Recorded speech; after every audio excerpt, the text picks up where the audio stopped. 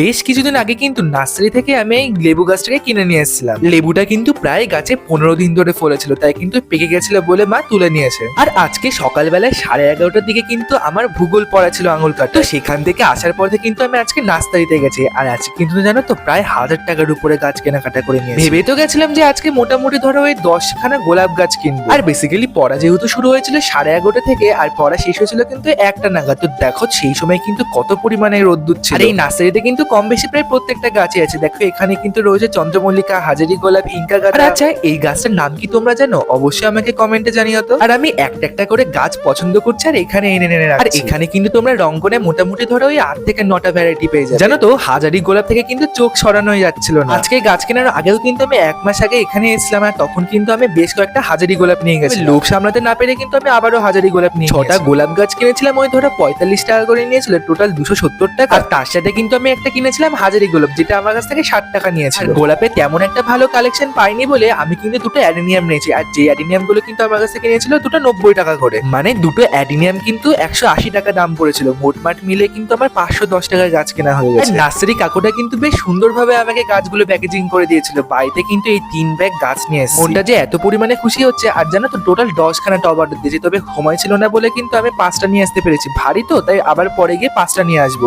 টাকা কিন্তু পেমেন্ট করা হয়ে গেছে। তোমরা যে এই টবগুলো দেখেছো, এই টবগুলো কিন্তু প্রত্যেকটা আমার কাছ থেকে 50 টাকা করে নিয়েছিল। মোট কিন্তু 500 টাকার টব কিনেছে, আর 500 টাকা কিন্তু ফুল গাছ কিনেছে। আর বাড়িতে আসাপত্র কিন্তু আমার তস হয়েছে না যে গাছগুলোকে আমি কতক্ষণে খুলবো, কারণ গাছগুলোকে দেখার জন্য আমার থেকে আমার মায়ের বেশি আগ্রহ তৈরি হয়েছে। এখন কিন্তু বেশ 2টো বাজে, স্নানেরও সময় হয়ে গেছে। তবে কি করবো, যে মনে তো হচ্ছে যে এখনই সমস্ত গাছগুলোকে লাগিয়ে দিই। আর জানো তো যে গাছটা কিন্তু আমি ওপেন করছি, এই গাছটা কিন্তু এত পরিমাণে গন্ধ। তো আমি গোলাপ গাছ লাগাই, তবে এই গাছটা থেকে কিন্তু খুব বেশি পরিমাণে গন্ধ বেরোচ্ছে। আর গোলাপ গাছগুলো তোমাদের কেমন লাগলো অবশ্যই কিন্তু আমাকে কমেন্টে জানাতে ভুলো না। আর তোমরা তো জানো বেশ কিছুদিন আগে কি বেশি পরিমাণে বৃষ্টি শুরু হয়ে গেছিল, তার ফলে কিন্তু অনেক গোলাপ গাছ মারা গেছে। আর অনেক নার্সারিতে কিন্তু গোলাপ কিন্তু হাই রেটে বিক্রি হয়। পড়াশোনার পাশাপাশি প্রকৃতির প্রতি প্রেম এই যেন একটা আলাদা। বাড়িতে আসা মাত্র জানো তো যে 10টা টব অর্ডার দিয়েছিলাম, তার মধ্যে যে 5টা টব আমি নিয়ে এসেছিলাম, সেই 5টা টবে কিন্তু 5টা টবে আমি গাছটা লাগিয়ে দিয়েছিলাম। আমার আর তস হয়েছিল না, জানি। এবার অনেকেই বলবে যে গাছ কিন্তু কখনোই কিনে নিয়ে আসার পর লাগাবো করবো বলো, তস হয়েছিল না। আর দেখো তোমাদের সাথে কথা বলতে বলতে কিন্তু আমার গাছগুলো লাগানো হয়ে গেছে। আমি কিন্তু বরাবরই যখনই গাছ কিনি তারপরে কিন্তু গাছগুলোকে লাগিয়ে দিই। দেখো গাছের গ্রোথও কিন্তু বেশ ভালোই হয়, তেমন বেশি একটা কোনো অসুবিধা হয় না। সুন্দর করে মাটি প্রস্তুত করা থেকে শুরু করে গাছ লাগানো